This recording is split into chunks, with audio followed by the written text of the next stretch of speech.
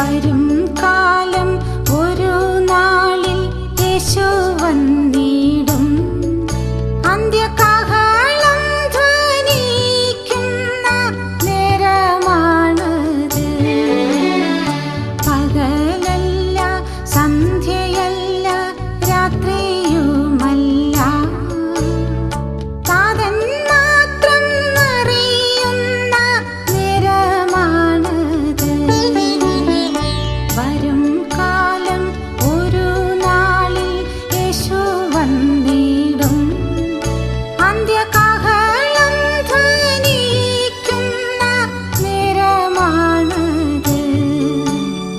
പകലല്ല, സന്ധ്യയല്ല, രാത്രിയുമല്ല, താതൻ മാത്രം അറിയുന്ന നേരമാണത്.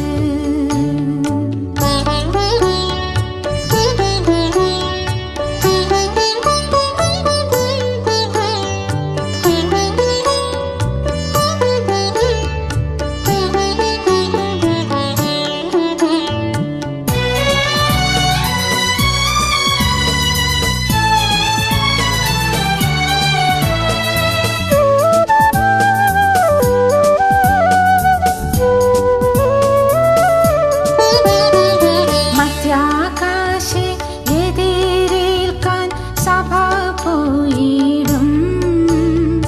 തിരികെ വരും വിശുദ്ധർ രാജാവോടൊത്ത്. കോപദിനം യേശുവിൽ നാം മറഞ്ഞിരിക്കും. ദുഷ്ടന്മാർ ചോള പോലെ എരിഞ്ഞു പോകും. വരും കാലം ഒരു നാളിൽ യേശു വന്നിടും. അന്ത്യകാഹളം ധ്വനിക്കുന്ന നേരമാണത്.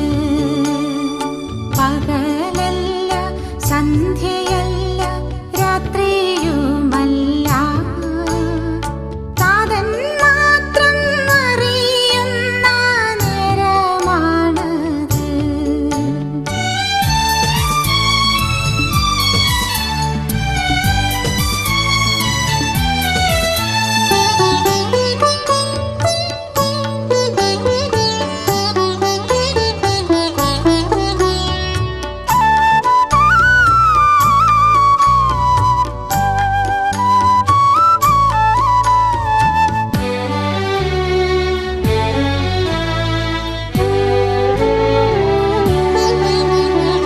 ലോകസൈന്യം മുടിഞ്ഞിടും ഹർമഗദോനിൽ.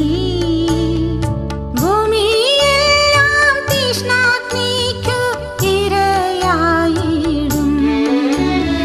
ഭൂവാസികളെ രണ്ടായിട്ടന്നു തരം തിരിക്കും.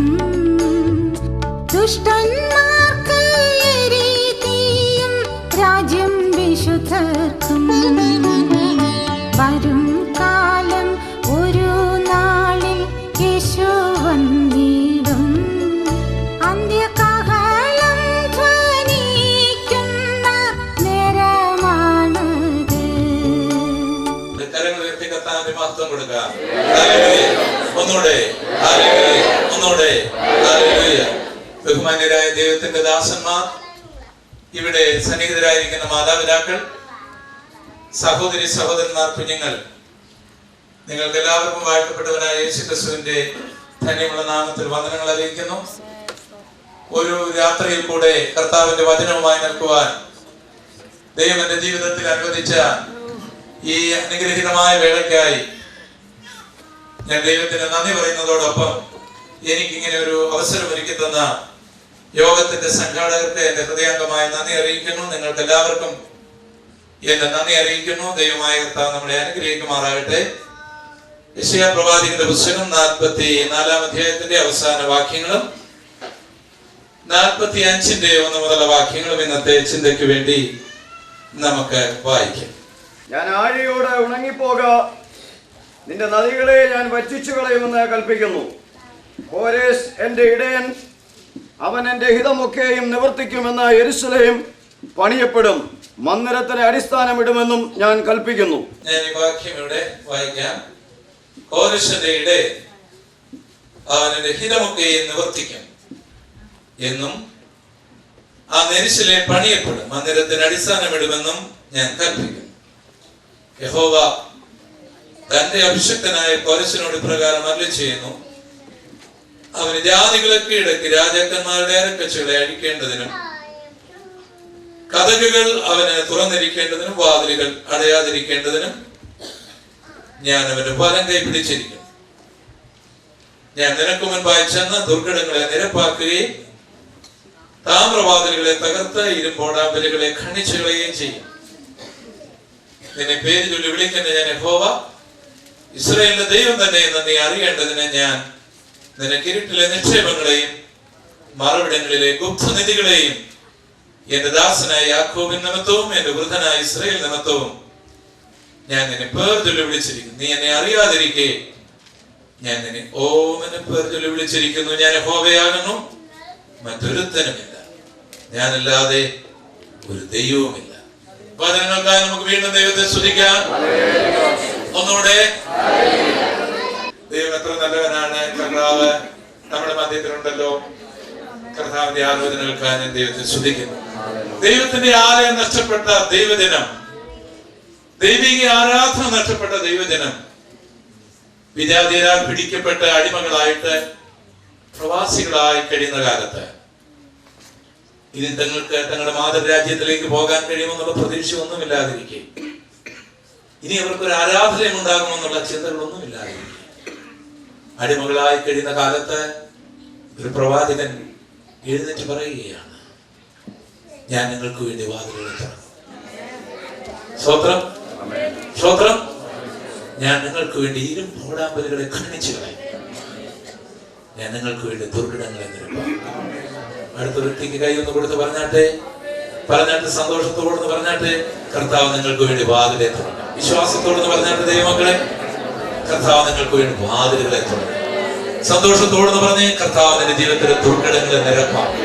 പറഞ്ഞാട്ടെ ദൈവമക്കളെ, സാത്താൻ നിനക്കെതിരായി വെച്ചിരിക്കുന്ന ഇരുമ്പോടാമ്പലുകളെ നിന്റെ കർത്താവ് ഖണ്ഡിക്കും. മറിച്ച് പറഞ്ഞാട്ടെ, ധൈര്യമായി പറഞ്ഞാട്ടെ,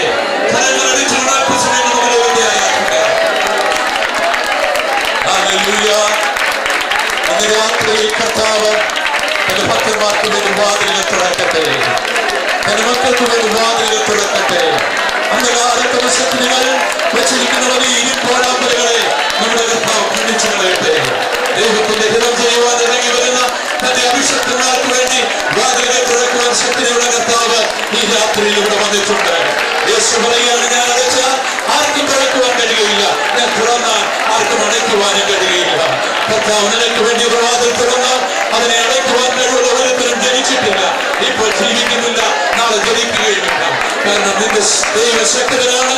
അവന്റെ കയ്യിലിരിക്കുന്ന താക്കോലുണ്ടല്ലോ, ദാവീദിന്റെ താക്കോലുള്ളവൻ, മരണത്തിന്റെയും പാതാളത്തിന്റെയും എല്ലാത്തിന്റെയും താക്കോൽ നമ്മുടെ കർത്താവിന്റെ കരങ്ങളിലുണ്ട്.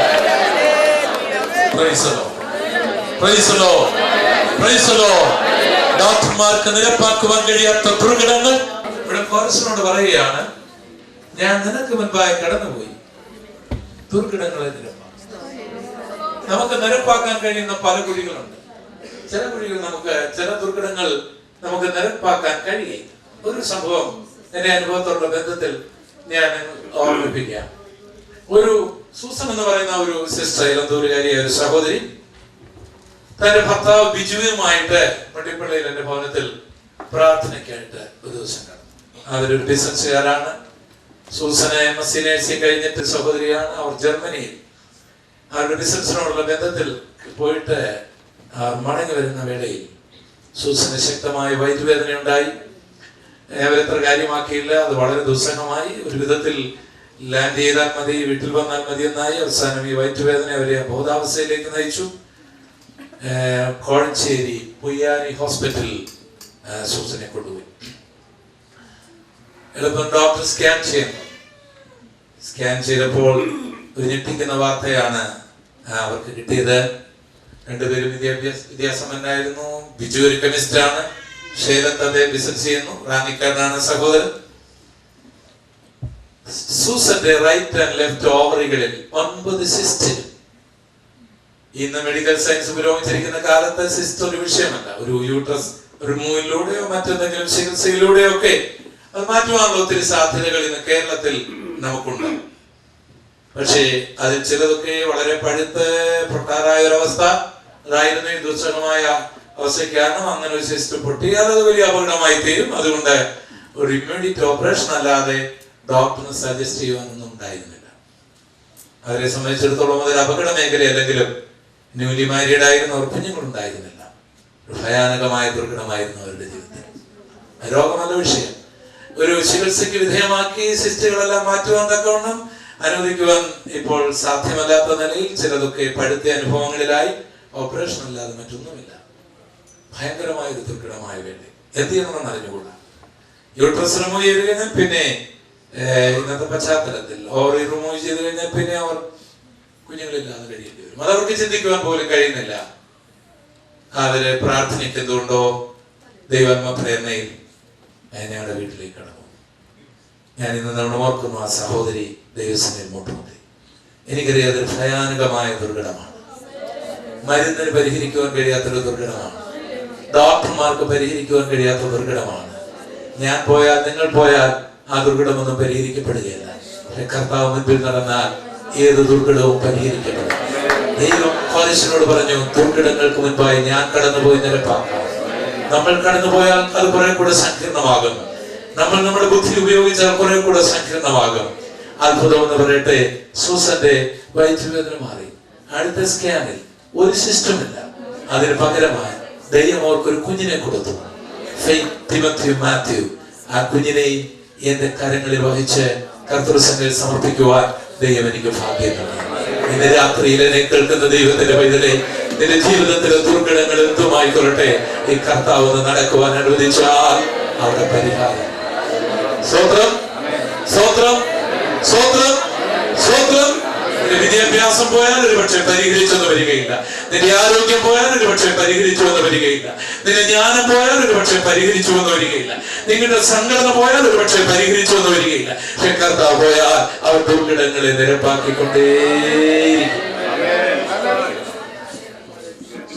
എഫെസോസിലെ പാസ്സായിരുന്ന യോഹന്നാൻ റോമാക്കാർ ഭരിക്കുന്ന കാലം, ക്രിസ്ത്യമാർഗം നിരോധിച്ചിരിക്കുന്ന കാലം, സുവിശേഷം പറഞ്ഞ ഏറ്റവും വലിയ കുറ്റമായിട്ട് ഗണിക്കപ്പെടുന്ന കാലം, ആരാധകർക്ക് വധശിക്ഷ കൊടുക്കുന്ന കാലം, ധീരനായ യോഹന്നാനെ അവർ ഈജിയൻ കടലിലുള്ള ഒരു പത്മോസിലേക്കാണ് അയച്ചത്. എന്റെ ഭാവനയിൽ തലയൊക്കെ നരച്ച, വലിയ വണ്ണമൊന്നുമില്ലാത്ത, എപ്പോഴും പുഞ്ചിരിക്കുന്ന സ്കെൽറ്റനായ, ദൈവത്തിന്റെ ഉള്ളിൽ കൃപ നിറഞ്ഞിരുന്ന യോഹന്നാൻ. പട്ടാളക്കാർ ഈ പാക്കപ്പലിൽ കൊണ്ടുപോയിട്ട് ആ ദ്വീപിലേക്ക് വലിച്ചു. ബ്രിട്ടീഷുകാരുടെ ഓപ്പൺ ജയിലായിരുന്ന ഓസ്ട്രേലിയ, ആൻഡമാൻ നിക്കോബാർ ദ്വീപുകൾ പോലെ ഇവരുടെ ഒരു ഓപ്പൺ ജയിലായിരുന്നു, ഓപ്പൺ സെമിറ്ററി ആയിരുന്നു. ആണ് പത്മോസ്. കരിപ്പാറക്കൂട്ടങ്ങൾ മാത്രം. നൂറുകണക്കിന് ജീവിതങ്ങളെ ഇവിടെ വലിച്ചെറിഞ്ഞിട്ടുണ്ട്. അവിടെ എന്തിനാണ് വലിച്ചെറിയുന്നറിയാമോ? വെള്ളമില്ലാതെ ഭക്ഷണമില്ലാതെ മരിക്കണം. തണുപ്പത്ത് വെയിലത്ത് ഒരു ഷെൽട്ടറുമില്ല. നൂറുകണക്കിന് ആൾക്കാരുടെ മൃതശരീരങ്ങൾ ഇങ്ങനെ വീർത്ത് കിടക്കുന്നുണ്ട് അവിടെ. ചിലരെയൊക്കെ വയറുകൾ പൊട്ടി ചെന്നായ്ക്കളും കഴുകന്മാരും കുത്തുവിരിക്കുന്നുണ്ട്. ചിലരൊക്കെ ഇപ്പോൾ വന്ന് വീണതേ ഉള്ളൂ. ഒരു ഭ്രാന്തൻ ലോകം, ഭയാനകമായ ദുർഘടം. ആർക്കും അവിടെ വരുവാൻ കഴിയുകയില്ല. ആർക്കും ആരെയും സഹായിക്കുവാൻ അവിടെ കഴിയുകയില്ല. ഈച്ചകൾ കൊണ്ട് നിറഞ്ഞിരിക്കുന്ന, ദുർഗന്ധം കൊണ്ട് നിറഞ്ഞിരിക്കുന്ന ഒരു ഓപ്പൺ സെമിറ്ററി. ആയിരക്കണക്കിന് തലയോട്ടികൾ ഉണങ്ങിക്കിടക്കുന്ന ഒരു സെമിറ്ററി. ആയിരക്കണക്കിന് അസ്ഥിമാടങ്ങൾ, അസ്ഥിമന്ദിരങ്ങൾ ചിതറിക്കിടക്കുന്ന ഒരു സ്ഥലം. എത്ര ഭയാനകമായ ഒരു സ്ഥലം! ഒരു നിമിഷം കണ്ണടയ്ക്കാൻ ഒക്കെയില്ല. ചെന്നായ്ക്കൾ അവിടെയുണ്ട്, ക്ഷുദ്രജന്തുക്കൾ അവിടെയുണ്ട്, ഇഴജീവികൾ അവിടെയുണ്ട്. അല്ലെങ്കിൽ തന്നെ ഈ ദുർഗന്ധം നിറഞ്ഞിരിക്കുന്ന ഈ ചിന്നു നാറുന്ന മൃതശരീരങ്ങളുടെ ഇടയിൽ ആർക്കുറങ്ങാൻ കഴിയും? അങ്ങനെ സ്ഥലത്തേക്കാണ് യോഹന്നാനെ വലിച്ചെറിഞ്ഞത്. ഇന്ത്യൻ കടലാണ്, അവിടെ കരിപ്പാറ കൂട്ടങ്ങളാണ്. ആർക്കും അവിടെ നീന്തി രക്ഷപ്പെടാൻ കഴിയുകയില്ല, ആരും അവരെ സഹായിക്കാനുമില്ല. യോഹന്നാൻ ഓർത്തലാണ് ഗലീല കടലിൽ മീൻ പിടിച്ചുകൊണ്ടിരുന്ന ആ കാലം. വലിയ പദവിയൊന്നും ഉണ്ടായിരുന്നില്ലെങ്കിലും എത്ര സമാധാനമായിരുന്നു, എത്ര സന്തോഷമായിരുന്നു. നസറേനായ യേശുവിന്റെ പുറകെ പോയി അത്ഭുതങ്ങളൊക്കെ ഒത്തിരി കണ്ടു. 5 അപ്പം കൊണ്ട് 5000 പോഷിപ്പിക്കുന്ന കണ്ടു, കുരുടന് കാഴ്ച കൊടുക്കുന്നുണ്ട്. എന്തൊരു സന്തോഷമുണ്ടാകും. പക്ഷേ അതിന് എത്ര എളുപ്പമാണ് മറഞ്ഞു പോയത്. ഒരു നാഥൻ ക്രൂശിക്കുന്നു. ഉയർത്തെഴുന്നേറ്റപ്പോൾ വലിയ സന്തോഷമുണ്ടായിരുന്നു. പക്ഷേ സ്വർഗാരോഹണം ചെയ്തു. ഇപ്പോൾ ആരുമില്ല, തന്റെ സഹപ്രവർത്തകരില്ല, സഹവിശ്വാസികളില്ല. ഈ വാർദ്ധക്യ വേളയിലൂടെ ആയിപ്പോയല്ലോ. ആ തലയോട്ടികൾ നോക്കി, പിടയുന്ന മനുഷ്യരെ നോക്കി, കഴുകന്മാരെ നോക്കി, ആ ദുർഗന്ധം, അസഹനീയമായ ദുർഗന്ധത്തിന്റെ ഇടയിൽ താൻ ഇങ്ങനെ ചിന്തിച്ചു. ഇങ്ങനെ ചിന്തിച്ചിരുന്നാൽ ഭ്രാന്ത് പിടിച്ചു പോകും, മയങ്ങിപ്പോകും. ആ ഭക്തൻ മുട്ടുമുടക്കി. എവിടെ മുട്ടുമുടക്കി? പത്മോസ് ദ്വീപിൽ, മൃതശരീരങ്ങളുടെ ഇടയിൽ, അസ്ഥിമാടങ്ങളുടെ ഇടയിൽ, കഴുകന്മാരുടെ ഇടയിൽ, ഭീവത്സമായ സെമിട്രിയിൽ മുട്ടുമുടക്കി. താൻ ആത്മാവിൽ നിറഞ്ഞു. സ്തോത്രം, സ്തോത്രം, സ്തോത്രം. ഏത് കഷ്ടതയിലും ഒരു ദൈവവേദനയെ പിടിച്ചു നിർത്തുവാൻ കഴിയുന്നത് പരിശുദ്ധാത്മാവിന്റെ ശക്തിയാണ്, പരിശുദ്ധാത്മാവിന്റെ ആരാധനയാണ്. താനിങ്ങനെ ആരാധിച്ചുകൊണ്ടിരിക്കുമ്പോൾ ഇപ്പോൾ താൻ പത്മോസ് ദ്വീപല്ല കാണുന്നത്, കരിപ്പാറ കൂട്ടങ്ങളല്ല കാണുന്നത്, അവിടെ കിടക്കുന്ന മൃതശരീരങ്ങളല്ല കാണുന്നത്, അവിടെ പറക്കുന്ന കഴുകന്മാരെയല്ല കാണുന്നത്, ഇഴയുന്നതായ തേളുകളെയല്ല കാണുന്നത്, ഈജിയൻ കടലിലെ തിരമാലയല്ല കാണുന്നത്, അവിടെയുള്ള പടയാളികളെയല്ല കാണുന്നത്, കപ്പലുകളല്ല താൻ ഒന്നും ഇപ്പോൾ കാണുന്നില്ല. തന്നെ പോലും താനൊന്നും ഇപ്പോൾ കാണുന്നത്. എല്ലാം ഒരു സ്ക്രീൻ കൊണ്ട് മറഞ്ഞതുപോലെ ആയി മറ്റൊരു സ്ക്രീൻ അവിടെ തുറക്കപ്പെടുകയാണ്. അപ്പോക്കാലിപ്സ്. ഒരു പ്രകാശഗോളം അങ്ങ് അതിലെന്ന് വരുന്നു. അതെടുത്ത് വന്നപ്പോൾ രൂപം പ്രാപിക്കുകയാണ്. താൻ ശ്രദ്ധിച്ചു നോക്കിയപ്പോൾ ആ കണ്ണുകൾ അഗ്നിയാലേക്കൊത്ത കണ്ണ്. സ്വത്രം. താൻ ശ്രദ്ധിച്ചു നോക്കിയപ്പോൾ ആ കാലുകൾ വെള്ളോട്ടിന് സദൃശ്യമായ കാല്. ഒരു റോമാക്കാരനും ഇനി ആ കാലിലാണ് ഇടിക്കാൻ ഒക്കുകയില്ല. ആ കാലുകൊണ്ട് ചവിട്ടിയാൽ സകല തേളുകളും സകല പാമ്പുകളും ചതഞ്ഞരയും. അതടി വെച്ച് മുമ്പോട്ട് വരികയാണ്. താൻ ശ്രദ്ധിച്ചു നോക്കിയപ്പോൾ ആ മുഖം അരുണോദയ സൂര്യനെ പോലെയാണ്. ആ ശബ്ദം ഈജിയൻ കടലിലെ തിരമാലകൾ കരിപ്പാറ കൂട്ടങ്ങളിൽ അടിക്കുമ്പോൾ ഉണ്ടാകുന്ന ശബ്ദമല്ല, അത് നയാഗ്ര ഫോൾസിനേക്കാൾ വലിയ ശബ്ദമാണ്. അത് പെരുവെള്ളത്തിന്റെ ഇരച്ചിൽ പോലുള്ള ശബ്ദമാണ്. യോഹന്നാൻ ശ്രദ്ധിച്ചു നോക്കിയപ്പോൾ ആ കരങ്ങളിൽ 7 നക്ഷത്രങ്ങൾ, അതിലൊരു നക്ഷത്രം താനാണെന്ന് തനിക്ക് നന്നായിട്ട് അറിയാം. ഇപ്പോൾ യോഹന്നാന്റെ മനസ്സിലായി താൻ പത്മോസിലല്ല, കർത്താവിന്റെ ഉള്ള കയ്യിലാണ്. സ്വത്രം, സ്വത്രം, സ്വത്രം, സ്വത്രം, സ്വത്രം.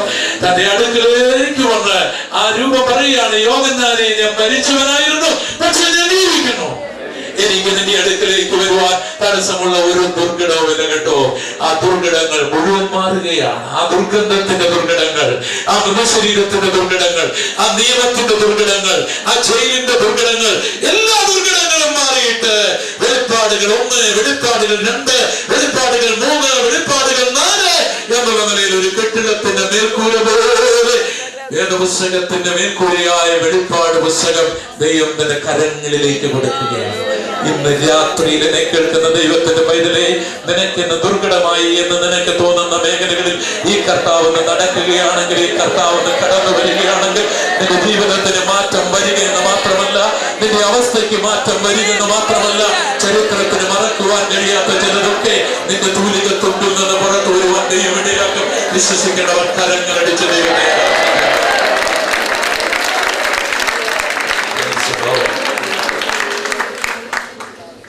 വേദപുസ്തകത്തിലെ വലിയ പ്രവാചകന്മാരിൽ ഒരാളാണല്ലോ യെശയ്യാവ്. യെശയ്യാവ്, എസെക്കിയേൽ, ദാനിയേൽ, യിരെമ്യാവ് വലിയ പ്രവാചകന്മാർ, 2 പ്രവാചകന്മാരാണ്. പക്ഷേ യെശയ്യാവിനെ വലിയ പ്രവാചകനാക്കിയത് ഈ 66 പുസ്തകങ്ങളിലെ 6-ാം അധ്യായമാണ്. വിശദീകരിക്കുവാൻ ഞാൻ ആഗ്രഹിക്കുന്നില്ല. വേദചിന്തകന്മാർ വേദപുസ്തകത്തിലെ 66 പുസ്തകങ്ങളോടാണ് ഈ യെശയ്യാ പ്രവചനത്തിലെ 66 അധ്യായങ്ങളെ തുലനപ്പെടുത്തുകയില്ല. പഴയ നിയമത്തിലെ സുവിശേഷ പുസ്തകമാണ് യെശയ്യാ പ്രവചനം. നമ്മുടെ കർത്താവിന്റെ കന്യകാജനനം, നമ്മുടെ കർത്താവിന്റെ ക്രൂശീകരണം, നമ്മുടെ കർത്താവിന്റെ സഹസ്രാബ്ദ ഭരണം, നമ്മുടെ കർത്താവിന്റെ പുതിയ യെരൂശലേം വാഴ്ച തുടങ്ങി അനവധി കാര്യങ്ങൾ ഈ പുസ്തകത്തിൽ പ്രവചിച്ചിട്ടുണ്ട്. ഇതിൽ കോരസ് എന്ന് പറയുന്ന ഒരു വ്യക്തിയെ കുറിച്ചുള്ള പ്രവചനമാണ് നാം ഇവിടെ വായിച്ചത്. ചരിത്രത്തിൽ വായിക്കുന്ന സൈറസ് ആണ് കോരസ്. ഇന്ത്യ മുതൽ എത്യോപ്യ വരെ ഈ സൈറസ് ഭരിച്ചിരുന്നു. പേർഷ്യക്കാരുടെ കാലം. അദ്ദേഹത്തിന്റെ കാലത്ത് നമ്മുടെ ഇന്ത്യ രാജ്യം അവരുടെ 20ാമത്തെ സത്രാപ്പായിരുന്നു, അല്ലെങ്കിൽ 20ാമത്തെ പ്രോവിൻസ് ആയിരുന്നു. അന്ന് അവരുടെ അന്നത്തെ പലസ്തീൻ അവരുടെ 5ാമത്തെ പ്രോവിൻസ് ആയിരുന്നു. ഈ പേർഷ്യക്കാർ ഭരിച്ചത് കൊണ്ടാണ് നമ്മുടെ ഇന്ത്യയിൽ പാഴ്സികൾ ഉണ്ടായത്, അല്ലെങ്കിൽ പാഴ്സി മതം നമ്മുടെ ഇന്ത്യയിൽ വന്നത് അങ്ങനെയാണ്. പാഴ്സികളിൽ ഒരാളായിരുന്നു ഫിറോസ് ഗാന്ധി. ഫിറോസ് ഗാന്ധി ഇന്ദിരാഗാന്ധിയുടെ ഭർത്താവും രാജീവ് ഗാന്ധിയുടെ പിതാവും സോണിയാഗാന്ധിയുടെ ഭർത്താവുമായി. ഞാൻ ഇത്രയും പറഞ്ഞത് ഈ ചരിത്രം ഇന്ത്യയുമായിട്ടൊന്ന് കണക്ട് ചെയ്ത് നിങ്ങൾക്കൊന്ന് മനസ്സിലാക്കുവാൻ വേണ്ടി മാത്രമാണ്.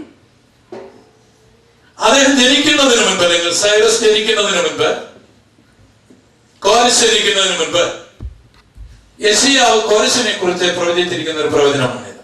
അതിന്റെ കൈയെഴുത്ത് പ്രതികൾ കണ്ടുകിട്ടപ്പെട്ടിട്ടുണ്ട്. കുമ്രാൻ ചുരുളുകൾ, ചാവുകടൽ ചുരുളുകൾ എന്ന പേരിൽ അത് വളരെ പ്രസിദ്ധമാണ്. ആ ചുരുളുകൾ അമേരിക്കയിൽ വന്നൊരു സന്ദർഭമുണ്ട്. അതറിഞ്ഞുകൊണ്ട് ഇവിടെ നിന്ന് മേടിച്ചുകൊണ്ട് പോയൊരു സന്ദർഭമുണ്ട്. അതൊക്കെ വലിയ വിവാദമായ ചരിത്രമാണ്, രസമാണ്. ഞാൻ ആ ഭാഗത്തേക്ക് ഇപ്പോൾ പോകാനായിട്ട് ആഗ്രഹിക്കുന്നില്ല. ഈ പ്രവചനം പറഞ്ഞതിന്റെ പശ്ചാത്തലം മനസ്സിലാക്കിയിട്ട് ഈ വചനത്തിലേക്ക് എന്നാൽ ആ ദൈവദിനത്തിന്റെ മനോഹാരിതയിൽ, അതിന്റെ ചരിത്രത്തില്, അതിന്റെ കൃത്യതയിൽ നമ്മുടെ ഹൃദയം വളരെ സന്തോഷമായി. ആത്മീയ ജീവിതത്തിൽ ഉപരിവിപ്ലവമായ ഒരു മേഖലയുണ്ട്. കാരണം നമുക്ക് മനസ്സുള്ളത് കൊണ്ട് അത് ദൈവം എതിർക്കുന്നില്ല. അത് നല്ലൊരു കാര്യമാണ്. അതില്ലെങ്കിൽ ജീവിതം ഒന്നും സന്തോഷകരമായിരിക്കുകയില്ല. അത് ദൈവം നൽകിയതാണ്. പക്ഷേ അതുകൊണ്ട് നമുക്ക് നിൽക്കുവാനായി കഴിയില്ല. നിൽക്കാനായിട്ട് കഴിയണമെങ്കിൽ അടിസ്ഥാനപരമായിട്ട് ചില കാര്യങ്ങൾ കൂടെ നമ്മൾ അറിയേണ്ടതായിട്ടുണ്ട്. വേദപുസ്തകത്തിന്റെ ചരിത്രങ്ങൾ, ആ പ്രവചനങ്ങൾ, അതിന്റെ കൃത്യതകൾ ഒക്കെ നമ്മൾ അറിയുമ്പോൾ നമ്മുടെ ജീവിതത്തിന്റെ വിശ്വാസത്തിന് അടിസ്ഥാനമായ കാര്യങ്ങൾ പാകുകയാണ്. ഇസ്രായേൽ മക്കൾ ദൈവത്തിന്റെ പ്രമാണം ലംഘിച്ചപ്പോൾ ദൈവത്തിന്റെ വലിയ ന്യായവിധി അവർക്കുണ്ടായി. ദാവീദിന്റെ കാലത്ത്, ശലോമോന്റെ കാലത്ത് ഒന്നായിരുന്ന രാജ്യം ദൈവത്തിന്റെ കൽപ്പന ലംഘിച്ചപ്പോൾ ശലോമോന്റെ മകന്റെ കാലത്ത് രാജ്യം വിഭജിച്ചു. 10 ഗോത്രങ്ങൾ ഇസ്രായേൽ എന്ന പേരിലും 2 ഗോത്രങ്ങൾ യഹൂദ എന്ന പേരിലും അറിയപ്പെട്ടു. അവരുടെ ഏകദേശം 20-21 രാജാക്കന്മാരുടെ ചരിത്രങ്ങൾ നമ്മൾ ദിനവൃത്താന്ത പുസ്തകങ്ങളിലും രാജാക്കന്മാരുടെ പുസ്തകങ്ങളിലും നമുക്ക് വായിക്കുന്നുണ്ട്. ഒന്നായി കിടന്നവർ തമ്മിൽ യുദ്ധം ചെയ്ത് അവരുടെ സമയങ്ങളും അവരുടെ പണവും അവരുടെ ആൾബലവും കുറച്ചുകൊണ്ടുവന്നു. ആ സന്ദർഭത്തിൽ ശത്രു അവരുടെ തല ഉയർത്തിക്കൊണ്ടേയിരുന്നു. ശത്രുവിനെതിരായി ഒന്നിച്ചു നിന്ന് യുദ്ധം ചെയ്യേണ്ട ഇസ്രായേൽ മക്കൾ തമ്മിൽ തല്ലുവാൻ ആയുധങ്ങൾ എടുത്തു, പണം ഉപയോഗിച്ചു, സമയം ഉപയോഗിച്ചു. പക്ഷെ അവരെ കീഴടക്കുന്ന ഒരു ശത്രു അവർക്കെതിരായി തല ഉയർത്തി വരുന്നത് അവരറിഞ്ഞതുമില്ല. അശൂർ സാമ്രാജ്യം അവരെ കീഴടക്കി കളഞ്ഞു. അവരെ രാജ്യത്തിന്റെ എല്ലാ മേഖലകളിലും അവരെ ചിതറിച്ചു കളഞ്ഞു. ശമരിയിലും ഒരു സമ്മിശ്ര ജാതി ഉണ്ടാകുവാൻ അത് കാരണമുണ്ടായി. പിന്നെ ശേഷിച്ചത് 2 ഗോത്രങ്ങൾ അടങ്ങുന്ന യഹൂദ ഭരണമായി. കുറെ കൂടി അവർ കടന്നുപോയി. ഈ 10 ഗോത്രങ്ങൾക്കും സംഭവിച്ചത്, അല്ലെങ്കിൽ ഇസ്രായേൽ രാഷ്ട്രത്തിന് അശൂർ മുഖാന്തരം ഉണ്ടായ ന്യായവിധിയും അവർ പാഠം പഠിച്ചില്ല. ഒന്നിച്ചു നിന്ന് അശൂരിനെയും ബാബിലോണിനെയും കീഴടക്കേണ്ടവർ വിഘടിച്ച് തമ്മിൽ യുദ്ധം ചെയ്തതുകൊണ്ട് അവരിരുന്ന വൃക്ഷത്തിന്റെ ശിഖരം തന്നെ വെട്ടിയിടുകയായിരുന്നുവെന്ന് അവർ വളരെ വൈകിയാണ് മനസ്സിലായത്. ഈ ദൈവമക്കൾ ആടുമായി അറിഞ്ഞിരിക്കേണ്ട ഒരു കാര്യമാണ്. ദൈവജനം ഐക്യമായി നിന്ന് കർത്താവിന് വേണ്ടി പ്രവർത്തിച്ചില്ലെങ്കിൽ അതിന്റെ നഷ്ടം അവർക്കല്ല, നമുക്കായിരിക്കും. അതിന്റെ നഷ്ടം അവനല്ല, എനിക്കായിരിക്കും. അത് വളരെ വൈകി മാത്രമേ നാം മനസ്സിലാക്കൂ എന്ന് മാത്രം. യഹൂദരാഷ്ട്രം കുറെ കൂടെ പോയി, പക്ഷെ അവരും മാനസാന്തരപ്പെടുവാൻ തയ്യാറായി. BC 606 സദാം ഹുസൈന്റെ വല്യപ്പനായിരുന്ന നെബൂഖദ്നേസർ ഇന്നത്തെ ബാഗ്ദാദിൽ നിന്ന് ഏകദേശം 98 കിലോമീറ്റർ അകലെയുള്ള ബാബിലോണിൽ നിന്ന് ഏകദേശം 1500 മൈൽ അകലെയുള്ള പലസ്തീനിലേക്ക്, ഇസ്രയേലിലേക്ക്, ജെറുസലേമിലേക്ക് വന്നു. 1500 മൈലുകൾക്ക് അകലെ കിടന്ന ശത്രു ഇവരുടെ തലമീതെ കവിഞ്ഞൊഴുകുവാൻ തക്കവണ്ണം ഇവർ ബലഹീനമായി തീർന്നു. 2000 മൈൽ അകലെയുള്ള ഇന്തോനേഷ്യയിൽ സുമാത്ര ദ്വീപുകളിൽ ഉണ്ടായ ആ ഭൂകമ്പം കേരളത്തിലെ കൊല്ലത്തെ കടൽ തീരങ്ങളിൽ ഉറങ്ങിക്കിടന്നവരെ മുക്കിക്കളയുമെന്ന് ആര് ചിന്തിച്ചു? ശത്രുക്കളൊന്നും നാം പ്രതീക്ഷിക്കുന്ന മേഖലയിൽ നിന്ന് വരണമെന്നില്ല, വളരെ വിദൂരിയിൽ നിന്ന് വരാം. നമ്മൾ പ്രതീക്ഷിക്കാത്ത തലങ്ങളിൽ നിന്ന് വരാം. ഏതിനേറെ അവരുടെ ദേവാലയം കത്തിച്ചു കളഞ്ഞു. ദേവാലയത്തിൽ കോടിക്കണക്കിന് രൂപയുടെ വില മതിപ്പുള്ള സ്വർണങ്ങൾ, നിധികൾ കൊള്ളയടിക്കപ്പെട്ടു പോയി. അവരടിമകളായി. അവരുടെ സ്ത്രീകൾ ബലാത്സംഗം ചെയ്യപ്പെട്ടു. അവരുടെ വയോധികർ വാളിനിരയായി തീർന്നു. എന്തിനേറെ ആ കൂട്ടത്തിൽ ഒരു തെറ്റും ചെയ്യാതിരുന്ന ഭക്തന്മാരായിരുന്ന ദാനിയേൽ ഉൾപ്പെടെയുള്ള ആൾക്കാരും പ്രവാസികളായി തീർന്നു. സഹോദരങ്ങൾ തമ്മിൽ തല്ലിയത് കൊണ്ട് അവസാനം അവർക്ക് കിട്ടിയ സമ്മാനം. എനിക്ക് നിങ്ങൾക്കും ഇതിൽ നിന്ന് 1000 പാഠങ്ങൾ ഉൾക്കൊള്ളുവാനായി കഴിയും. നമ്മുടെ കയ്യിലിരിക്കുന്ന കുഞ്ഞു പോലും സുരക്ഷിതമാകുന്നത് നമ്മുടെ ഐക്യതയുമായി ബന്ധപ്പെട്ടിട്ടുണ്ട് എന്നുള്ള കാര്യം മറക്കരുത്. സ്തോത്രം, സ്തോത്രം. വിഘടനത്തിൽ വിജയം സാത്താന് മാത്രമേ ഉള്ളൂ. പരാജയം മുഴുവൻ നമുക്ക്. നാം ഒന്നും അതിൽ നിന്ന് നേടുകയില്ല. അങ്ങനെ അവർ അടിമകളായിപ്പോയി. അങ്ങനെ അടിമകളായിരുന്ന കാലത്ത് അവർക്ക് പ്രതീക്ഷകളൊന്നുമില്ല. യാതൊരു പ്രതീക്ഷകൾക്കും വകയില്ലെനി.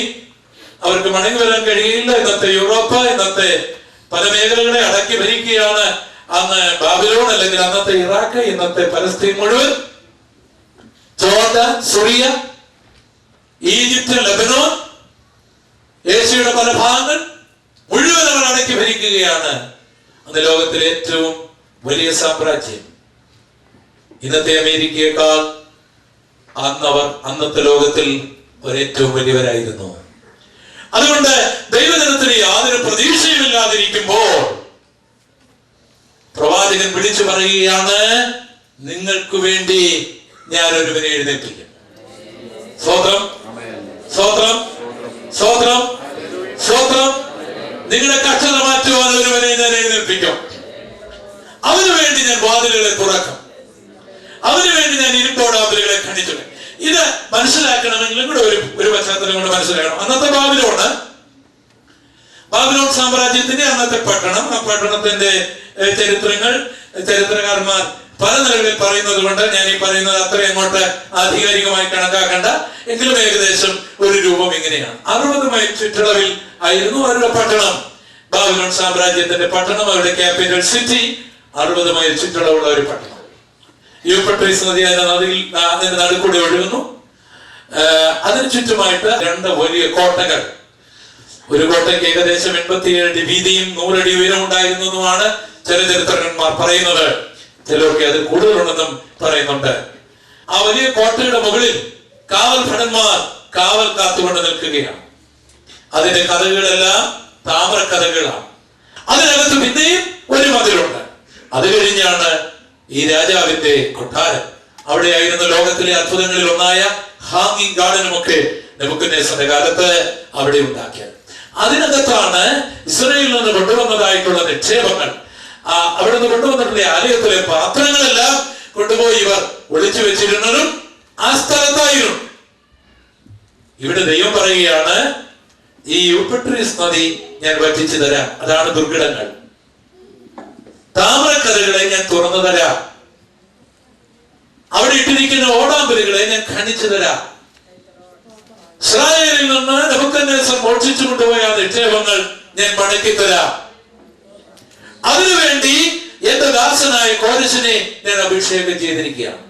ദൈവത്തിലെ നിനക്ക് നഷ്ടപ്പെട്ടതിനെ എല്ലാം കരയുവാൻ തയ്യാറാകുന്നെങ്കിൽ മടക്കി തരുവാൻ കർത്താവ് ശക്തൻ. അടുത്ത വ്യക്തിക്ക് കരം കൊടുത്തെന്ന് പറയാമോ? സഹോദര സഹോദരി, നിനക്ക് നഷ്ടപ്പെട്ടതിനെ തരുവാൻ കർത്താവിന് ശക്തിയുണ്ട്. ഒന്ന് പുഞ്ചിരിച്ചുകൊണ്ടെന്ന് പറഞ്ഞാട്ടെ, നിനക്ക് നഷ്ടപ്പെട്ടതിനെ തരുവാൻ കർത്താവിന് ശക്തിയുണ്ട്. പല കാര്യങ്ങളും നഷ്ടപ്പെടുവാൻ പല കാരണങ്ങൾ നമ്മുടെ ജീവിതത്തിൽ ഉണ്ടാകും. നമ്മുടെ പ്രാർത്ഥനാക്കുറവുകൾ, നമ്മുടെ ആരാധനക്കുറവുകൾ, ദർശനങ്ങളിൽ നിന്ന് നമ്മൾ അകന്നുപോയത്, കർത്താവിന്റെ ആലോചനയിൽ നമ്മൾ വിട്ടുപോയത്, അത് മുഖാന്തരം പലതും നമ്മുടെ ജീവിതത്തിൽ ഉണ്ടായിരിക്കാം. എന്നാൽ ഇതൊരു പ്രവാചക ശബ്ദം പോലെ ഞാൻ വിളിച്ചു പറയട്ടെ, നിനക്ക് നഷ്ടപ്പെട്ടതിനെ തിരിച്ചു തരുവാൻ ദൈവത്തിന് പദ്ധതിയുണ്ട്. ബാബിലോണെന്നും നിന്റെ തലമീതെ നൃത്തം ചെയ്യുവാൻ ദൈവം അനുവദിക്കുകയില്ല. നിനക്കെതിരായി എന്നും വാതിൽ അടച്ചു കിടക്കുവാൻ ദൈവം അനുവദിക്കുകയില്ല. നിനക്കെതിരായി യുദ്ധമെന്നും ഇരുമ്പോടാമ്പലുകൾ ഇടുവാൻ ദൈവം അനുവദിക്കുകയില്ല. നിനക്കെതിരായി എന്നും ദുർഘടങ്ങളെ ഉണ്ടാക്കുവാൻ ദൈവം അനുവദിക്കുകയില്ല. എന്തുകൊണ്ടെന്നാൽ നിന്നോടോ നിന്റെ പിതാക്കന്മാരോടോ സ്വർഗ്ഗത്തിലെ ദൈവത്തിന് വാഗ്ദത്തങ്ങൾ ചെയ്തിട്ടുണ്ട്. ഹല്ലേലൂയ. അവരുടെ കണ്ണുനീരിന്റെ മുൻപില്, അവരുടെ നിലവിളിയുടെ മുൻപില്, അവരുടെ ഉപവാസത്തിന്റെ മുൻപില്, ഒരുപക്ഷെ നിന്റെ പിതാവിനോട്, ഒരുപക്ഷെ നിന്റെ മാതാവിനോട്, ഒരുപക്ഷെ നിന്നോട് തന്നെ സ്വർഗ്ഗത്തിലെ ദൈവത്തിലെ അരുളപ്പാടുകൾ പറഞ്ഞിട്ടുണ്ട്. അത് കർത്താവിന് നിറവേറ്റേണ്ടതായിട്ടുണ്ട്. സ്വത്രം സ്വത്രം സ്വത്രം. സ്വർഗം അരുളി ചെയ്ത ആലോചനകൾ നിറവേറ്റും. നിറവേറ്റുമെന്ന് പറഞ്ഞാൽ നിറവേറ്റി. അതിന് ദൈവത്തിൻ്റെതായ പ്ലാനുകളുണ്ട്. കോരസ് എന്ന് പറയുന്ന ഒരു പൈതൽ യെശയ്യാവിന്റെ കാലത്തില്ലായിരുന്നെങ്കിലും പേർഷ്യൻ രാജ്യത്തിൽ ജനിച്ചു. അവന്റെ മാതാപിതാക്കൾ അവനെ കോരസ് എന്ന് പേരിട്ടു. അവൻ വളർന്നു. അവന്റെ ഉള്ളിൽ ഒരു മോഹം, ഈ ബാബിലോണിനെ കീഴടക്കണം. അത് അസാധ്യമായ ഒരു കാര്യമായിരുന്നെങ്കിലും അവന്റെ ഉള്ളിൽ ആഗ്രഹമുണ്ടായി. അവന്റെ ഉള്ളിൽ കത്തുകയാണ്. അവൻ ഈ മതിലിനെ പേടിക്കുന്നില്ല, ഈ ബാബിലോൺ സാമ്രാജ്യത്തെ പേടിക്കുന്നില്ല, ദുർഘടങ്ങളെ പേടിക്കുന്നില്ല. അവന്റെ ഉള്ളിൽ ഒരു മോഹം, അവന്റെ ഉള്ളിൽ ഒരു ആഗ്രഹം, ഈ ബാബിലോൺ സാമ്രാജ്യത്തിൽ പേർഷ്യയുടെ കൊടി ഉയർത്തണം. സ്വത്രം. അവൻ അത് ആരോടെങ്കിലും പറഞ്ഞിരുന്നെങ്കിൽ എല്ലാവരും അവനെ കളിയാക്കിയനും അവനെ ഭ്രാന്തനായി ചിത്രീകരിച്ചിരുന്നേനും. ദൈവികമായിട്ടുള്ള വാഗ്ദത്തങ്ങൾ പ്രാപിച്ചവരുടെ ഉള്ളിൽ ഒരു തിരത്തള്ളലുണ്ട്. Price the Lord. കർത്താവ് ഒരുവനെ കണ്ടെങ്കിൽ, കർത്താവ് ഒരുവനോട് ഒരു വാഗ്ദത്തം ചെയ്തിട്ടുണ്ടെങ്കിൽ, കർത്താവ് ഒരു ശുശ്രൂഷ ഒരുവനിൽ ഫലം ഏൽപ്പിച്ചിട്ടുണ്ടെങ്കിൽ അവന്റെ ഉള്ളിൽ അതിനു വേണ്ടിയുള്ള ഒരുക്കമുണ്ട്. അവനത് പറയുന്നത് പക്ഷേ മറ്റൊരാൾക്ക് മനസ്സിലായെന്ന് വരികയില്ല. ഇന്ന് രാത്രിയിൽ എന്നെ കേൾക്കുന്ന ദൈവത്തിന്റെ പൈതലെ, സ്വർഗം നിനക്ക് നൽകിയിരിക്കുന്ന അഭിഷേകവും ദൈവം നിനക്ക് നൽകിയിരിക്കുന്ന ദർശനവും അത് പ്രവർത്തിക്കുവാൻ നിന്റെ ഉള്ളിൽ ഒരു കത്തൽ ഈ രാത്രിയിലുണ്ട്. ഹല്ലേലൂയ. അതിന് പക്ഷേ നിന്റെ ഭാര്യയ്ക്ക് പോലും മനസ്സിലായെന്ന് വരികയില്ല. അതിന് പക്ഷേ നിന്റെ മാതാപിതാക്കൾക്ക് മനസ്സിലായെന്ന് വരികയില്ല. അതിന് പക്ഷേ നിന്റെ കൂടെ ആരാധിക്കുന്നവർക്ക് മനസ്സിലായെന്ന് വരികയില്ല. അത് നിനക്ക് മാത്രമേ മനസ്സിലാകുകയുള്ളൂ. കാരണം നിന്നെയാണ് സ്വർഗ്ഗത്തിലെ ദൈവം അതിനുവേണ്ടി ഒരുക്കിയിരിക്കുന്നത്. Price the Lord. Praise the Lord. ആ വാഗ്ദത്തമുള്ളവരുടെ മുൻപിൽ അനേക തടസ്സങ്ങൾ ഉണ്ടാകും, അനേക കോട്ടകൾ ഉണ്ടാകും, അനേക ദുർഘടങ്ങൾ ഉണ്ടാകും. അതൊന്നും അവനെ പിടിച്ചു നിർത്തുകയില്ല. അവനൊരു ഭ്രാന്തനെ പോലെ ആ മതിലിനെ ചാടി അവൻ കടന്നിരിക്കും. Praise the Lord. Praise the Lord. സ്വർഗ്ഗത്തിലെ ദൈവം നിങ്ങൾക്ക് ഒരു അരുളപ്പാട് തന്നിട്ടുണ്ടെങ്കിൽ, ഒരു അഭിഷേകം തന്നിട്ടുണ്ടെങ്കിൽ, ഒരു ആരാധന തന്നിട്ടുണ്ടെങ്കിൽ, ഒരു ശുശ്രൂഷ തന്നിട്ടുണ്ടെങ്കിൽ, ഒരു വെളിപ്പാട് തന്നിട്ടുണ്ടെങ്കിൽ നിനക്ക് ഒതുങ്ങിയിരിക്കുവാനായി കഴിയുകയില്ല. ആർക്കും നിന്നെ പിടിക്കുവാനായി കഴിയുകയില്ല. ആർക്കും നിന്നെ ഒതുക്കുവാനായി കഴിയുകയില്ല. അവൻ ആ ലക്ഷ്യത്തിൽ എത്തുന്നതുവരെ അവന്റെ ഉള്ളം കത്തിക്കൊണ്ടിരിക്കുകയാണ്. അവനൊരു പ്രത്യേക സ്വഭാവം, അവനൊരു പ്രത്യേക നില നമുക്ക് കാണുവാനായി കഴിയും. ഞാൻ കർത്താവിന്റെ വേലയ്ക്ക് വേണ്ടി ഇറങ്ങുമ്പോൾ എന്റെ അമ്മ വന്ന് നിലവിളിയോടുകൂടി എന്റെ അടുക്കൽ വന്ന്, ഞങ്ങൾ 5 ആൺമക്കൾ. എന്റെ അമ്മ എന്നോട് ചോദിച്ചു, മോനെ നീ എന്നെ വിട്ടിട്ട് പോവുകയാണോ? എന്റെ അമ്മ പറഞ്ഞ വാക്കിന്റെ അർത്ഥം അന്ന് എനിക്കറിയാമായിരുന്നു. എന്നെ വളർത്താൻ എന്റെ അമ്മ പട്ടിണി കിടന്നിട്ടുണ്ട്. എല്ലാ ദിവസവും 40-ാം നമ്പർ എന്ന് പറയുന്ന ഒരു സൈസ് മഴ, ഹൈറേഞ്ചിൽ പെയ്യുന്ന കാലം, ബസ്സുകളില്ലാതിരുന്ന കാലം, വാഹനങ്ങളില്ലാതിരുന്ന കാലം, കാളവണ്ടികൾ മാത്രം ഉണ്ടായിരുന്ന കാലം, ഇലക്ട്രിസിറ്റി ഇല്ലാതിരുന്ന കാലം, സ്കൂളുകളില്ലാതിരുന്ന കാലം, ആശുപത്രികളില്ലാതിരുന്ന കാലം, മലമ്പരികളും ദുരിതങ്ങളും മാത്രം ഉണ്ടായിരുന്ന കാലം, ഉപജീവനത്തിന് വഴിയില്ലാത്തവർ മാത്രം കുടിയേർപ്പാർക്കുന്ന ഹൈറേഞ്ചില്, ആ സാഹചര്യത്തില് എന്നെ എൻ്റെ അമ്മ പട്ടിണി കിടന്ന് വളർത്തിയതാണ്, അതെനിക്കറിയാം. അതുകൊണ്ടാണ് എൻ്റെ അമ്മയുടെ വാക്ക് എനിക്ക് മനസ്സിലായത്. മോനെ, നിനക്കാരോഗ്യം, എനിക്ക് അന്ന് 19-20 വയസ്സിനോട് എടുക്കുന്ന പ്രായം, നീയും എന്നെ വിട്ടിട്ട് പോവുകയാണ്. ഞാൻ എൻ്റെ നിറഞ്ഞ കണ്ണുകളോടുകൂടി നിൽക്കുന്ന അമ്മയെ, എൻ്റെ യേശുവിനെ നോക്കി. എൻ്റെ അമ്മയോട് എനിക്ക് സ്നേഹം ഉണ്ടായിരുന്നെങ്കിലും എനിക്ക് ദൈവം നൽകിയ അഭിഷേകം, എനിക്ക് ദൈവം തന്ന പിടി, എനിക്ക് എൻ്റെ വീട്ടിൽ നിൽക്കുവാൻ കഴിയാത്ത അവസ്ഥയിൽ എൻ്റെ ഉള്ളിൻ്റെ ഉള്ളിൽ കത്തിക്കൊണ്ടു. അതെനിക്ക് ഒരാളോട് പറഞ്ഞ് മനസ്സിലാക്കുവാനൊന്നും കഴിയുകയില്ല. എൻ്റെ അമ്മയോടത് പറഞ്ഞ് എനിക്ക് മനസ്സിലാക്കുവാനായി കഴിയുകയില്ല. എൻ്റെ കൂട്ടുകാരോട് പറഞ്ഞ് മനസ്സിലാക്കുവാൻ കഴിയുകയില്ല. എൻ്റെ അമ്മയ്ക്ക് മനസ്സിലായില്ലെങ്കിലും എൻ്റെ ഞാൻ പറഞ്ഞ അമ്മേ, എനിക്ക് യേശുവിനേക്കാൾ അധികം അമ്മയെ ഇപ്പോൾ സ്നേഹിക്കുവാൻ സാധ്യമല്ല. സ്വന്തം ദൈവികമായ വിളി ഒരുവന്റെ ഉള്ളിലുണ്ടെങ്കിൽ അവൻ ഒതുങ്ങിയിരിക്കുവാനായി കഴിയുകയില്ല. കോരസിന്റെ ഉള്ളം കത്തുകയാണ്. അവൻ ആ രാജ്യം കീഴടക്കണം. കീഴടക്കിയ ചരിത്രം കൂടെ പറഞ്ഞ് ഞാൻ പ്രാർത്ഥിക്കുവാൻ ഒരുങ്ങുകയാണ്. നെപ്പോളിയസ് ഒരു യാത്രയിലായിരുന്ന കാലം, അന്നത്തെ ബാബിലോൺ ചക്രവർത്തി. അദ്ദേഹത്തിന്റെ മകൻ ബെൽഷസർ ബാബിലോൺ പട്ടണത്തിന്റെ അധികാരിയിലായിരിക്കുന്ന കാലം, BC 336-339 ഈ കാലഘട്ടം, ഒരു ഓഗസ്റ്റ് മാസം. അപ്പനില്ലാത്ത സമയത്ത് ഒരു 26-ാം തീയതി ഒരു വലിയ വിരുന്ന് അവിടെ ഉണ്ടാക്കി. ആ വിരുന്നിൽ അവൻ കുടിച്ച് മതോമത്തനായി. അവന്റെ അഹങ്കാരം കൂടിയപ്പോൾ അവൻ ദേവാലയത്തിലെ പാത്രം എടുത്തു. യെരൂശലേം ദേവാലയത്തിൽ നിന്ന് മോഷ്ടിച്ചുകൊണ്ടുവന്ന പാത്രം എടുത്ത് അവനതിൽ കള്ളു കുടിക്കാൻ തുടങ്ങി. അതവന്റെ അന്ത്യമായിരുന്നു.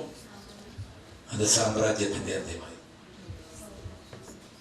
സ്വത്രം എത്ര വലിയ രാജാവാണെങ്കിലും എത്ര വലിയ ഉന്നതനാണെങ്കിലും ദൈവാലയത്തിലെ പാത്രം തൊട്ടാൽ അടി താമസിക്കുന്നു. നിനക്ക് പ്രസിഡന്റിനെ ഇടിച്ചും ജീവിക്കാം. പോപ്പിനെ വെടിവെച്ചവനും ഇപ്പോഴും ജീവിക്കുന്നുണ്ട്. പോപ്പിനെ വെടിവെച്ചവനും ഇപ്പോഴും ജീവിക്കുന്നുണ്ട്. കെന്നഡിയെ വെടിവെച്ച ആളെ ഇതുവരെ എന്ത് ചെയ്തിട്ടില്ല, പിടിച്ചിട്ടില്ല. പിടിച്ചിട്ടുണ്ടെങ്കിലും എത്രയോ സത്യമാണ്. ഈ പാത്രം തൊട്ടവനൊന്നും രക്ഷപ്പെട്ടില്ല. കുളം തോടികളെ ദൈവം. ഇക്കാര്യം നീ വളരെ സൂക്ഷിച്ച് ചെയ്യേണ്ട കാര്യമാണ്. ദൈവിക കാര്യങ്ങളിൽ ആവശ്യമില്ലാതെ കരങ്ങളിട്ടേക്കരുത്. സ്വത്രം സ്വത്രം സ്വത്രം. ദൈവികമായിട്ടുള്ള കാര്യങ്ങളിൽ, ദൈവാലയത്തിന്റെ വിഷയത്തിൽ നീ എത്ര വലിയവനാണെങ്കിലും ആവശ്യമില്ലാത്ത നിന്റെ കരം തീട്ടരുത്. നിന്റെ അടിസ്ഥാനങ്ങൾ നീ വിളക്കിക്കളയും. നിന്നെ വിടുവിക്കുവാൻ ഒരുവനും ഉണ്ടായിരിക്കുകയില്ല. ആ കാര്യം വിട്ടിട്ട് വേറെ പാത്രത്തിൽ എടുത്ത് കുടിച്ച കുഴപ്പമില്ല. അതുകൂടി ദൈവരാജ്യം അവകാശമായിരുന്നേ ഉള്ളൂ. ഇവിടെ വെച്ച് തീരണ്ടല്ലോ. വചനം പ്രീമയായി അവന്റെ ഏപ്പുകൾ ആടിപ്പോയി. ഈ സമയത്ത് മഹാനായ സൈറസ് തന്റെ സൈന്യത്തെ 3 ഡിവിഷനാക്കി തിരിച്ചു. ഒരു ഭാഗം യൂഫ്രട്ടീസ് നദിയിലെ 15 മൈൽ നീളമുള്ള ഈ നദിയിലെ വെള്ളം വറ്റുവാനായിട്ട് അതിന്റെ ഡയറക്ഷൻ മാറ്റി കൃത്രിമ ചാനലുകൾ ഉണ്ടാക്കി. അപ്പോൾ വെള്ളം കുറഞ്ഞു. വെള്ളം കുറഞ്ഞപ്പോൾ വെള്ളത്തിന് മുകളിൽ വെച്ചിരുന്ന ഷട്ടർ പൊങ്ങി നിന്നിരുന്നത് താന്നു. ദുർഘടങ്ങൾ നിരപ്പായി. ഒരു ബറ്റാലിയൻ അകത്തേക്ക് കയറി. താമ്രക്കഥകളൊന്നും അടയ്ക്കുവാനെന്ന് അവർക്ക് തോന്നിയില്ല. ദൈവിക വാഗ്ദത്തങ്ങൾ നിറവേറാൻ സമയമാകുമ്പോൾ നിനക്കെതിരായി സാത്താൻ പ്ലാനിട്ടടച്ചിരിക്കുന്ന വാതിൽ അവൻ പോലും അറിയാതെ തുറന്നു കിടക്കും. സ്വന്തം സ്വന്തം അവന്റെ ഓടാമ്പലുണ്ടെങ്കിലും അത് കയ്യിലിരിക്കുകയുള്ളൂ. നിനക്ക് വേണ്ടിയുള്ള വാതിൽ കൃത്യമായി കർത്താവ് തുറന്നിരിക്കും. കൃത്യമായി തുറന്നിരിക്കും. എല്ലാ വാതിലുകളും തുറക്കപ്പെട്ടു. ബാബിലോൺ പട്ടണം അറിയാതെ ബെൽഷസ്സർ വധിക്കപ്പെട്ട് പേർഷ്യയുടെ കൊടി അവിടെ. അയാൾ കയറിയ ഉടനെ ഈ ദൈവിക വാഗ്ദത്തങ്ങൾ മനസ്സിലാക്കി ഇസ്രായേലിന് മടങ്ങി പോകുവാനും ഗവൺമെന്റിന്റെ ചെലവിൽ തന്നെ ആലയം പണിയുവാനുമുള്ള കൽപ്പനകൾ പുറപ്പെടുവിക്കുകയുണ്ടായി. നെഹമ്യാവിന്റെ പുസ്തകം, എസ്തേറിന്റെ പുസ്തകം, മറ്റ് ദിനവൃത്താന്ത പുസ്തകങ്ങളൊക്കെ വായിച്ചാൽ ഞാൻ ഈ പറഞ്ഞത് മനസ്സിലാക്കുവാനായി കഴിയും. ഈ വചനം അക്ഷരാർത്ഥത്തിൽ ചരിത്രത്തിൽ നിറവേറും. സ്വതന്ത്രം. ആ ദൈവമാണ് ഈ രാത്രിയിൽ ഇവിടെ വന്നിരിക്കുന്നത്. നിന്റെ ജീവിതത്തിൽ ഏതെല്ലാം ദുർഘടങ്ങളുണ്ടെന്ന് എനിക്കറിഞ്ഞുകൂടാ. കാരുണ്യത്തിന്റെ ദൈവം നമ്മുടെ ദൈവമാണ്. പൗലോസ് രക്ഷിക്കപ്പെട്ടവനായിരുന്നില്ല, സ്നാനപ്പെട്ടവനായിരുന്നില്ല, അവനൊരു ദൈവമകനായിരുന്നില്ല, ഒരു ഭരണകർത്താവായിരുന്നു. ഒരു പ്രത്യേക ഉദ്ദേശത്തിന് വേണ്ടി ദൈവം കൊടുത്തൊരു അഭിഷേകമായിരുന്നു അത്. എന്നാൽ നമ്മൾ വാഴ്ത്തപ്പെട്ടവനായ കർത്താവിനെ സ്വീകരിച്ചവരാണ്, കർത്താവിന്റെ വഴികളിൽ നടക്കുന്നവരാണ്. നമ്മളോടുള്ള വാഗ്ദത്തം എത്രമാത്രം അധികമാണ്. സ്വന്തം അന്ധകാരത്തിന്റെ ശക്തികൾ ഇനി നിനക്കെതിരായി വാതിലുകൾ അടയ്ക്കുവാൻ അനുവദിക്കരുത്. വാതിലുകൾ കണ്ട് നീ മാറേണ്ടവനല്ല, യേശുവിന്റെ നാമത്തിൽ തുറക്കപ്പെടേണ്ടതാണ്. നിന്റെ നന്മയെ ഇനി അന്ധകാരത്തിന്റെ ശക്തികൾ ഇരുളിൽ മറച്ചു വെക്കുവാനായി കഴിയുകയില്ല. നീ അനുഭവിക്കേണ്ട നന്മകൾ, നിന്റെ കുഞ്ഞുങ്ങൾ അനുഭവിക്കേണ്ട നന്മകൾ, ദൈവത്തിന്റെ സഭയ്ക്ക് ലഭിക്കേണ്ട നന്മകൾ, ദൈവത്തിന്റെ ആദയത്തിന് വേണ്ടി ലഭിക്കേണ്ടതായ നന്മകൾ, ബാബിലോണിയ ശക്തികൾ ഇരുളിൽ മറച്ചു വെക്കുവാൻ ഇനി അനുവദിക്കരുത്. അത് നിന്റെ കരങ്ങളിൽ വരേണ്ടതാണ്. അതിനെതിരായി നിനക്കെതിരായ അന്ധകാരത്തിന്റെ ശക്തികൾ എത്ര വലിയ മതിലുകൾ ഉയർത്തിയാലും, എത്ര വലിയ ദുർഘടങ്ങൾ ഉണ്ടാക്കിയാലും, എത്ര വലിയ ഓടാമ്പലുകൾ ഇട്ടാലും അതിനെ തുറക്കാമെന്ന് കർത്താവ് പറഞ്ഞിട്ടുണ്ട്. നീ അതിനെ അംഗീകരിച്ചാൽ മാത്രം മതി. ഒരു നിമിഷം എല്ലാവരും കണ്ണുകൾ അടയ്ക്കാൻ. ഈ രാത്രിയിൽ എന്നെ കേൾക്കുന്ന ദൈവത്തിന്റെ പൈതലെ, ഒരു നിമിഷം നിങ്ങളുടെ കരങ്ങളെ ഒന്ന് ഉയർത്തിപ്പിടിക്കുക. കരങ്ങളെ ഉയർത്തിപ്പിടിക്കുക. ഒരു നിമിഷം ഇങ്ങനെ പ്രാർത്ഥിക്കുക. കർത്താവേ, അങ്ങേ അനുസരിക്കാതിരുന്നത് കൊണ്ട് എന്റെ ജീവിതത്തിൽ ഈ ദുർഘടങ്ങളെല്ലാം ഉണ്ടായി എന്ന് ഞാൻ സമ്മതിക്കുന്നു. ഹൃദയത്തിൽ നിന്ന് പ്രാർത്ഥിച്ചാട്ടെ. എങ്കിലും നീ എന്നോട് ചില വാഗ്ദത്തങ്ങൾ ചെയ്തിട്ടുണ്ടല്ലോ, എന്റെ പിതാക്കന്മാരോട് ചില വാഗ്ദത്തങ്ങൾ ചെയ്തിട്ടുണ്ടല്ലോ. ഈ ബാബിലോണിയ ശക്തികൾ, എന്റെ നന്മകൾ വർഷങ്ങളായിട്ട് ഇരുട്ടിൽ മറച്ചു വെച്ചിരിക്കുന്നു, മതിലുകൾ കൊണ്ട് മറച്ചു വെച്ചിരിക്കുന്നു, ഓടാമ്പല് കൊണ്ട് തടഞ്ഞു വെച്ചിരിക്കുന്നു, താമ്രക്കഥകൾ കൊണ്ട് അടച്ചു വെച്ചിരിക്കുന്നു. അതിന്ന് എനിക്ക് നൽകിയ മതിയാകും. എന്റെ ശുശ്രൂഷയിൽ, എന്റെ ജീവിതത്തിൽ മുന്നേറുവാൻ കഴിയാത്ത അനേക ദുർഘടങ്ങൾ ഒന്നിനു പുറകെ ഒന്നായിട്ട് അന്ധകാരത്തിന്റെ ശക്തികൾ കൊണ്ടുവെക്കുന്നു. കർത്താവെ, അമേരിക്കയിലായിട്ട് മുന്നേറുവാൻ കഴിയാത്ത നിലയിൽ എന്റെ മുമ്പിൽ ഒന്നിനു പുറകെ ഒന്നായി ദുർഘടങ്ങളാണ്. നിന്റെ വാഗ്ദത്തങ്ങൾ എനിക്ക് നൽകിയിട്ടുണ്ടല്ലോ. ഇനി എനിക്ക് ഇവിടെ പിടിച്ചു നിൽക്കുവാൻ കഴിയുകയില്ല. എനിക്ക് മുന്നേറിയോക്കൂ, എനിക്ക് മുന്നേറിയോക്കൂ. കർത്താവെ, അനേക വാതിലുകളിൽ ഞാൻ മുട്ടിയല്ലോ. ഈ കഥകളൊന്നും എനിക്ക് വേണ്ടി മാത്രം തുറക്കാതെ കിടക്കുന്നുണ്ട്. നീ ഓടാമ്പലുകളെ ഒന്ന് മാറ്റണമേ കർത്താവേ. അങ്ങനെ പ്രാർത്ഥിച്ചോ ദൈവമേ. എന്നാൽ നിന്റെ മനസ്സിൽ അത് തുറക്കുന്ന നീ ഒന്ന് കണ്ടുകൊണ്ട്, ആ ദുർഘടങ്ങൾ നിരപ്പാകുന്നത് കണ്ടുകൊണ്ട്, നിന്റെ കാലുകൾ കൊണ്ട് തന്നെ നീ നടന്ന്, നിന്റെ വണ്ടി ഓടിച്ച് ഡ്രൈവ് ചെയ്ത് നീ സന്തോഷമായി കടന്നുവെന്ന് നിന്റെ അവകാശങ്ങൾ, നിന്റെ നന്മകളെ പ്രാപിക്കുന്ന കണ്ടുകൊണ്ട്, വിശ്വസിച്ചുകൊണ്ട്, ആ വാഗ്ദത്തങ്ങളെ മുറുകെ പിടിച്ചുകൊണ്ട്, പരിശുദ്ധ ദൈവം എന്റെ ദൈവമാണെന്ന് പറഞ്ഞുകൊണ്ട് അല്പസമയം കൂടെ കർത്താവിനെ ഒന്ന് ആരാധിക്കാമോ? ഒരു വലിയ വിടുതൽ ദൈവമായേക്കട്ടെ. എല്ലാവരുടെ കരങ്ങളടിച്ച് ദൈവത്തെ ആരാധിക്കാം. ബാബിലോണിയ ശക്തികൾ തകരട്ടെ. ഹല്ലേലൂയ. ദൈവത്തിന്റെ സഭയ്ക്ക് ലഭിക്കേണ്ട നന്മകൾ, ദൈവമക്കൾക്ക് ലഭിക്കേണ്ട നന്മകൾ വർഷങ്ങളായി ബാബിലോണിയ ശക്തികൾ ഘോഷിച്ചെടുത്തു. അവർക്ക് ലഭിക്കേണ്ട അനുഗ്രഹങ്ങൾ, അവർക്ക് ലഭിക്കേണ്ട നന്മകൾ, അവർക്ക് ലഭിക്കേണ്ടതായിട്ടുള്ള ഉയർച്ചകൾ ഘോഷിച്ചെടുത്തുകൊണ്ടാണ് അവരവന്റെ പട്ടണത്തിലെ വന്നവന്റെ ആലയത്തിൽ അവരവന്റെ ഇരുളിൽ മറച്ചു വെച്ചിരിക്കുകയാണ്. ഇനി അരിഞ്ഞുകൾ കിടക്കുള്ള പാടില്ല. അരിഞ്ഞിന്റെ ഉള്ളിൽ നിന്ന് അത് പിടിച്ചെടുത്തേക്കോ. നമ്മുടെ കുടുംബത്തിലുള്ള പലരും, നമ്മുടെ ചാർച്ചക്കാർ പലരും, നമ്മുടെ സ്നേഹിതരിൽ പലരും വർഷങ്ങളായി അന്ധകാരത്തിലെ ശക്തികളാണ്, അന്ധകാരത്തിലെ ശക്തികള് ഉപദേശത്തിന്റെ ഇരുള്, ബാബിലോണിയ ഉപദേശത്തിന്റെ ഇരുള് പിടിച്ചു വെച്ചിരിക്കുകയാണ്. നമുക്കവരെ കിട്ടിയേ മതിയാകൂ, നമുക്കവരെ കിട്ടിയേ മതിയാകൂ, നമുക്കവരെ കിട്ടിയേ മതിയാകൂ. അവരെ കർത്താവിന് വേണ്ടി നേടിയെടുത്തേ മതിയാകൂ. അതിന്റെ അവകാശമാണ് ദൈവങ്ങളെ, അതിന്റെ അവകാശമാണ്, അതിന്റെ വാഗ്ദത്തങ്ങളാണ്, നിങ്ങളുള്ള വാഗ്ദത്തങ്ങളാണ്. യേശുവിന്റെ നാമത്തിൽ, യേശുവിന്റെ നാമത്തിൽ ദൈവജനത്തിനെതിരായി അടഞ്ഞു കിടക്കുന്ന വാതിലുകൾ തുറക്കപ്പെടട്ടെ. ദൈവജനത്തിനെതിരായി നിൽക്കുന്ന ഒരു ദുർഘടങ്ങൾ യേശുവിന്റെ നാമത്തിൽ നിരപ്പാകട്ടെ. ശരീരത്തിൽ വ്യാപരിക്കുന്ന രോഗാത്മാക്കൾ യേശുവിന്റെ അധികാരമുള്ള നാമത്തിൽ മാറിപ്പോകട്ടെ. ദൈവജനത്തിന് ലഭിക്കുന്ന നന്മകൾ, അവരുടെ അവകാശങ്ങൾ, അന്ധകാരത്തിന്റെ വ്യാപാരങ്ങൾ ഇതിൽ മൂടിവെച്ചിരിക്കുന്നത് ഈ രാത്രി യേശുവിന്റെ നാമത്തിൽ മാറിപ്പോകട്ടെ. Hallelujah, hallelujah.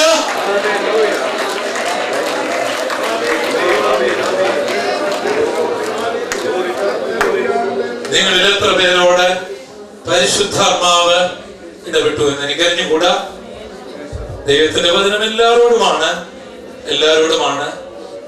പക്ഷേ ദൈവത്തിന്റെ വചനം ചിലരോട് ദൈവം സംസാരിക്കും. പ്രാസംഗികത അറിഞ്ഞുകൂടാ, പക്ഷെ കേട്ടവർക്കറിയാം. എങ്ങനെയാണെന്ന് ചോദിച്ചാൽ ആ വചനം ഒരു പ്രസംഗമായിട്ടല്ല, അതവരോടുള്ള ദൂതായി, അവരുടെ ആത്മാവിനെ തട്ടി ഉണർത്തുന്നതായി, അവരുടെ മനസ്സിനെ സ്പർശിക്കുന്നതായിട്ട് അവർക്ക് അനുഭവപ്പെടും. ഇത് തോന്നലായിട്ടല്ല, അനുഭവപ്പെടും. അതവരോട് ദൈവം പ്രത്യേകമായിട്ട് ഇടപെട്ടതാണ്. സ്വന്തം അവിടെ ലോഗോസ് ശ്രീമയാകുകയാണ്. അങ്ങനെയുള്ളവർക്ക് വേണ്ടിയുള്ള പ്രാർത്ഥന അപ്പോൾ തന്നെ വിടുതലാണ്.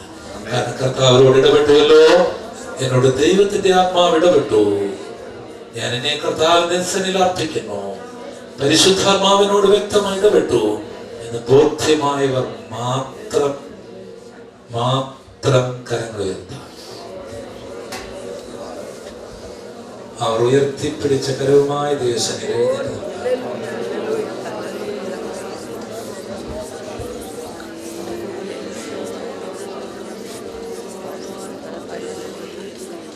നിങ്ങൾക്ക് മുൻപോട്ട് വരാം.